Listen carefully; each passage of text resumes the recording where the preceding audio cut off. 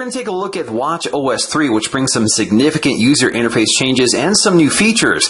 So getting started with the watch face, one of the great things here is that we can now swipe across the watch face to access different watch faces currently active. So you don't have to pick one watch face that you're stuck with.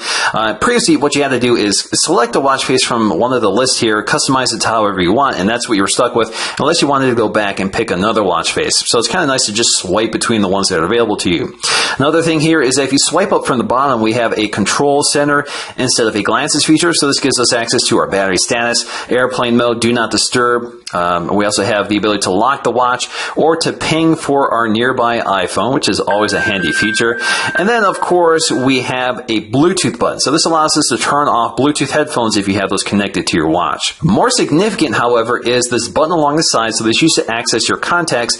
Now it accesses your dock. So this is a new idea for the Apple Watch. So basically, these are apps that have been pinned to your dock. So they're always at the ready. They're constantly updating the information so they're readily accessible. And of course, you can modify this. So one of the features here includes the music player. And as you can see, this is a live tile. So it's actually updating with the current information. So again, if I hit that button, you can see that it's currently animating. You can see the countdown for the song that's currently playing. I can bring this forward to control my media if I want. So let me show you how this works. So if we go to the app launcher, again, we press the digital crown, brings us to the app launcher, so that's pretty familiar. But if you want to go to the weather app here, so let's just launch into the weather app.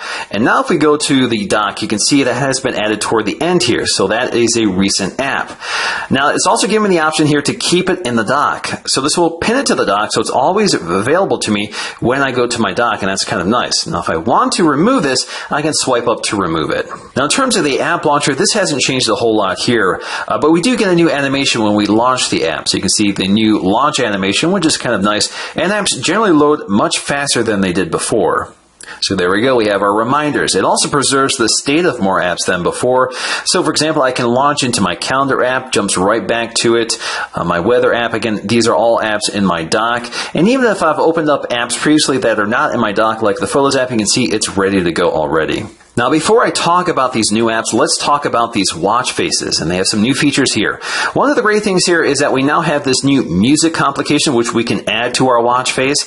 So right now it's telling me what's playing on my iPhone, and of course I can tap on it to jump right to that control center. If I go back here, it takes me to some additional options, such as My Music. So again, it just takes me to the Music app, which is kind of nice, and it's also been updated for the Apple Watch. Of course, you can modify this just by tapping and holding on it, and you can go to Customize, and again, you can see that option right here, which you can cycle through, so you can see your moon phases or whatever you want to add. Now, what's really neat about this music app complication is that it works with time travel. So again, if I use time travel on my watch, all I have to do is dial back in time to see my previous events, the weather conditions, or whatever. It also tells me what songs I was listening to.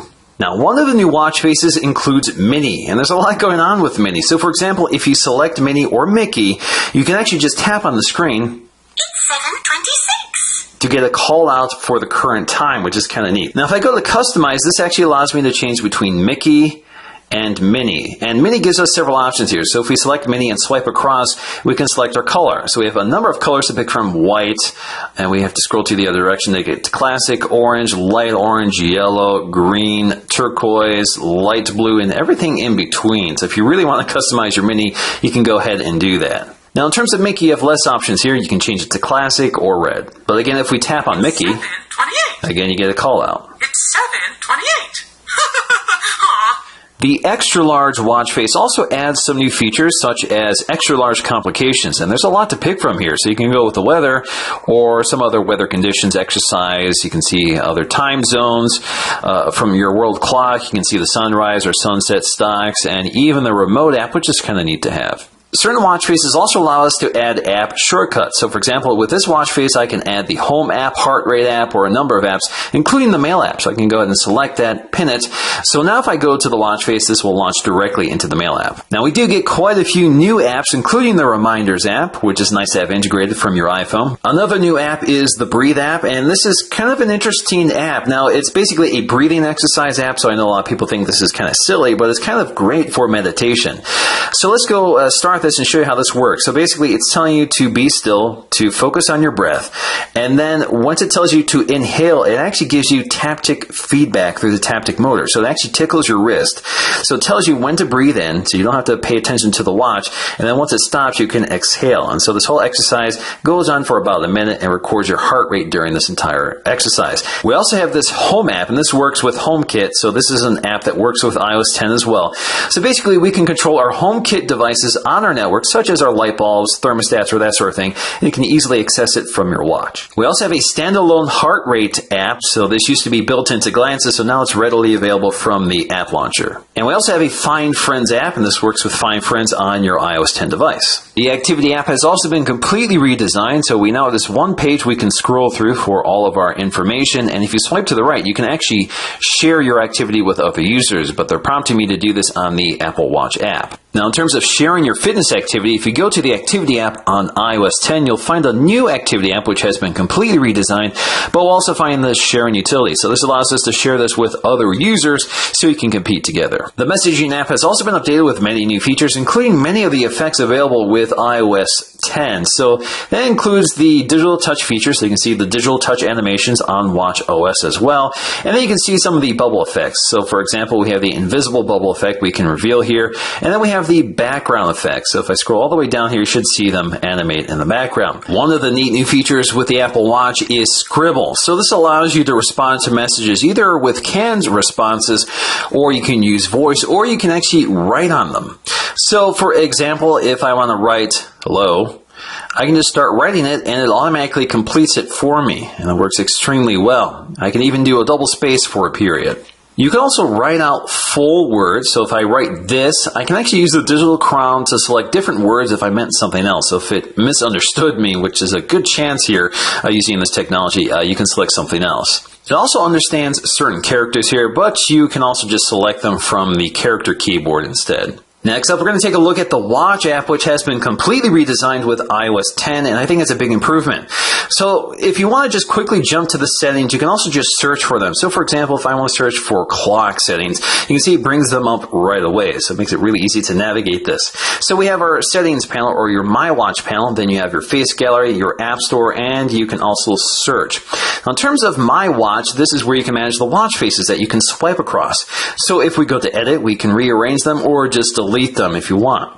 Down here you can see our complications. So for third-party apps that support watch complications, you'll see them here. Right now there are none. We also have the dock. So this allows us to manage the apps that have tiles on the dock. So for example, you can see right now I have 6 apps, and if I want to edit them, I can go up to edit and remove some I don't want, like that, or I can rearrange them, or I can add any one of these apps to the dock as well. So I'm going to click done. That updates my watch with all those apps. And of course, I have lots of other app settings down below.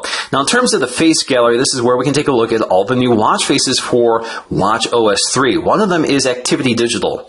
So this allows us to customize this experience. So we can customize the clock color, we can customize the complications on the screen. So for example, I can select one of the apps here, such as the heart rate monitor, and then I can go to top right and select something else, and you get the idea here. So once I'm done here, I can go ahead and add this to my watch gallery. So now if I go to my watch, you can see one of those watches available toward the end here. So if I go to edit, this allows me to reposition this watch, or if I just want to delete it, I can do so. We also have numerals. So again, you can select your color. You can also select the font. So we have Rail, Stencil, Prisma, Regular, Dotted, Rounded, and chiseled. So again, lots of different colors and formats you can pick from, and you can also select a complication. Of course, you have your mini mouse as well as your activity analog. So again, this is an analog version of the activity monitor we just looked at in the first watch face, and you can select different dial configurations. You can go with the rings or the sub dials. Now, another welcome new feature is that Find iPhone actually works with Watch OS 3. So if you misplace your watch or just want to ping it to find it, you can also use that app to help you out. We also get some changes under settings, and one of them is screenshots, which is now off by default. So if you want to enable that, you can go ahead and click this on. I definitely don't want to enable it. We also have some new wake screen options. So of course, we can turn off this feature. Basically, if we raise our wrist to check our watch, it shows you the clock face. But you have several other options here. So we can actually tell it to show our last use app within 8 minutes, 1 hour, or always.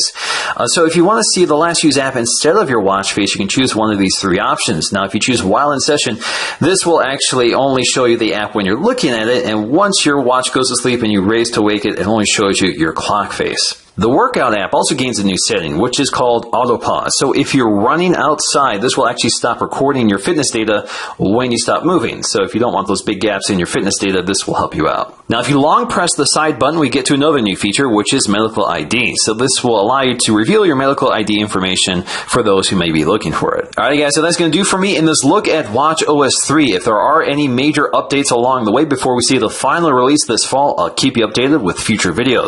If you guys like this video, please give it a thumbs up to let me know, and I'll see you again in the next one.